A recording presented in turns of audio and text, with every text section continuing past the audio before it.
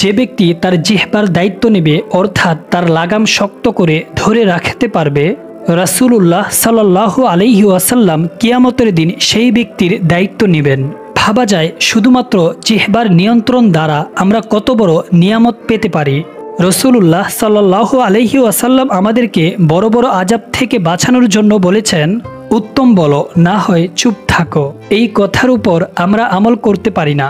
জিহ্বাটা চালু হওয়ার পর খুব অল্প সময়ে প্রয়োজনীয় ও ভালো কথা বলি, এরপরেই শুরু হয় মিথ্যা, গীবত, নানিমা ইত্যাদি।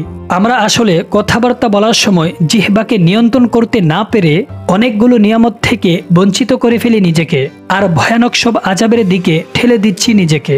যে ব্যক্তির কাছে জবাব থাকার পরেও তর্ক পরিহার করে, অর্থাৎ একটা বাকবিতণ্ডার পরিবেশ আরো উত্তপ্ত না করতে সবর করে চুপ করে রইল, তার জন্য জান্নাতের পার্শ্ব দেশে একটি ঘর হবে।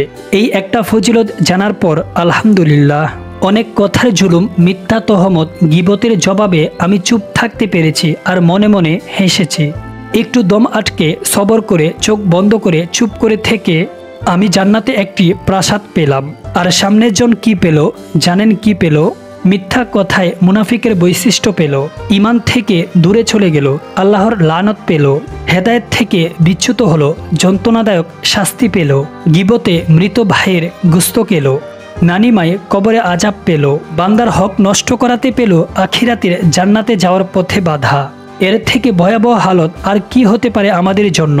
রাসূল সাল্লাল্লাহু আলাইহি ওয়াসাল্লাম বলেন, কারো কাছে কোনো কথা শোনা মাত্রই তা বলে বেড়ানো মিথ্যাবাদী হওয়ার জন্য যথেষ্ট। মুসলিম শরীফ হাদিস নং 996। আমরা মিথ্যাবাদীর কাছে মিথ্যাটা শুনি, এরপর নিজের পরিণতির কথা না ভেবে তা অন্যকে বলা শুরু করি।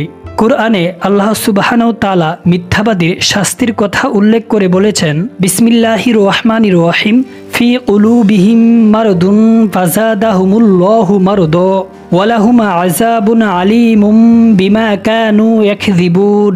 অর্থাৎ তাদের অন্তরসময়ে রয়েছে ব্যাধি, অতঃপর আল্লাহ তাদের ব্যাধি আরও বাড়িয়ে দিয়েছেন, আর তাদের জন্য রয়েছে কষ্টদায়ক শাস্তি, কারণ তারা মিথ্যাবাদী। সূরা বাকারা। এই ব্যাধি বলতে কুফরি ও নিফাক বোঝানো হয়েছে। নিফাক ও কুফরি অবস্থায় মানুষ স্বাভাবিক অবস্থার বাইরে চলে যায় এবং তারা হেদায়েতের পথ থেকে দূরে চলে যায়, যার শেষ পরিণাম ধ্বংস ও মৃত্যু। এই কুফরি ও নিফাকি অবস্থায় মানুষ কিভাবে পৌঁছে জানেন?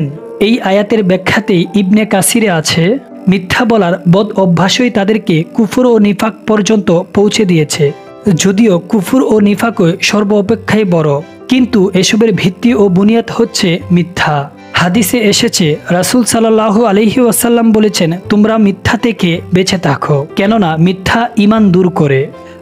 আমাদের জিহ্বাকে যদি সামলে রাখা যায়, কতই না উত্তম হবে আমাদের জীবন। ভিডিওটি সদকায়ে জারিয়া হিসাবে একটি লাইক করে অন্যদেরকে দেখার সুযোগ করে দিন।